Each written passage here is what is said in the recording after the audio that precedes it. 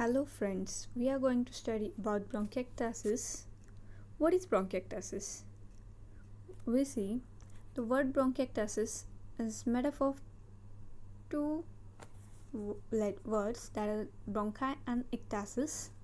So what is meant by bronchi? We all know very well. Bronchi are the airways and ectasis means dilatation.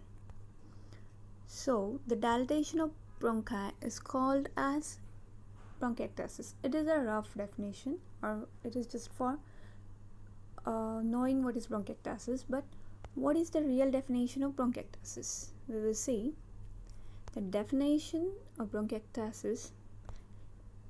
Bronchiectasis is characterized by chronic, permanent, and abnormal dilatation of bronchi which contain cartilage and bronchial glands. So, it is a chronic process. The dilatation of the bronchi doesn't happen overnight. It takes a period of time, and when the dilatation occurs, it is permanent.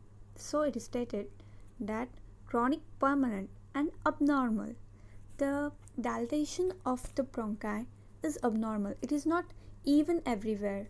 It is there may be the lumen may be the wall anteriorly may be more elastic and posteriorly it may be less. Therefore the lumen is not circular. Therefore the structure becomes abnormal. So it is said the dilatation is abnormal. Then other characteristics are: it occurs due to destruction of the elastic and muscular components of the bronchial wall. Then it has chronic mucopurulent expectoration and recurrent acute pulmonary infection. So we can see chronic mucopurulent expectorations in bronchiectasis as well as recurrent acute pulmonary infections. Then next we will see the causes. The etiology: it is seen between 30 to 50 years of age commonly. Then females are most common affected by bronchiectasis than male. Then the causes can be divided as congenital and acquired. We will see first congenital. It consists of cystic fibrosis, ciliary dysfunction syndrome, which includes primary ciliary dyskinesis, etc. Then the primary hypogammaglobulinemia. What is it? It is the decrease in gamma globulin concentration in the blood, so that the immune system of the person weakens, and it is more the person is more prone to infections.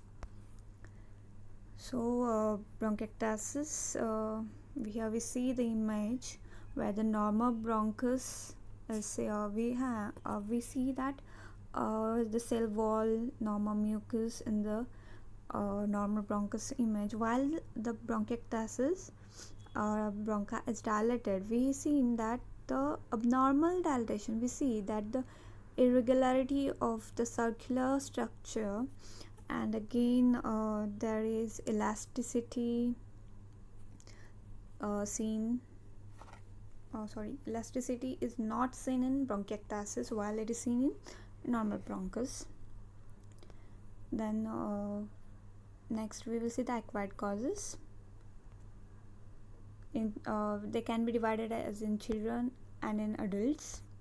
So in children, pneumonia, primary tuberculosis, inhaled foreign body can lead to bronchiectasis, while in adults, suppurative pneumonia, pulmonary tuberculosis, allergic bronchopulmonary aspergillosis, and bronchial tumors can cause bronchiectasis.